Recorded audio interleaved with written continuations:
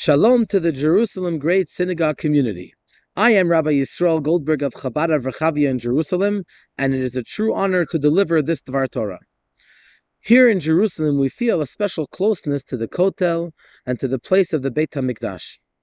Now, according to Torah, women are the most important. One of the important kelim in the Mishkan was the kiyar, the wash basin.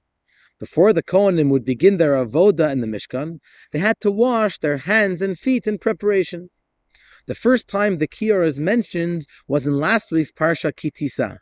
In this week's Parsha Vayakhel, the Torah tells us how Moshe commanded Am Yisrael to contribute to the Mishkan that which Hashem had told him in the last three Parshiot. In the text in Vayakhel, the Torah has an interesting identification for the kiyar. It says that it was made out of the copper Bimarot hatzovot asher tzav'u petach oel moed, from the mirrors of the women who had set up the legions who congregated at the entrance of the tent of meeting. The Jewish women were generous to contribute the kiyar, are referred to here as tzovot, who had set up the legions. What does this mean? Well, the Medrash teaches us that Paro tried to separate the men from the women in order that Am Yisrael would, God forbid, not multiply. He sent the men out to the forests to do very difficult slave labor. The women would come out to the forests, dressed beautifully. They would meet their husbands, take out their mirrors, and stand next to their husband and look into the mirrors together with them. That would inspire their exhausted husbands to unite with them. Many children were born to Am Yisrael thanks to the Mesirat Nefesh and self-sacrifice of the Jewish women in Mitzrayim.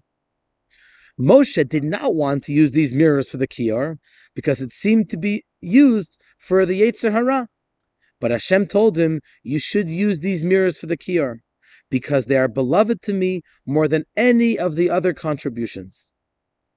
Now, when we talk about the Mishkan, we're not only referring to the temple of 2,000, 3,000, 4,000 years ago, rather also and primarily about the Mishkan today. Ve'asuli mikdash v'shachanti bitocham. Beyond the literal mikdash, the inspiring messages of the mikdash apply today too. Unfortunately, the Jewish world today is dealing with a decreasing birth rate.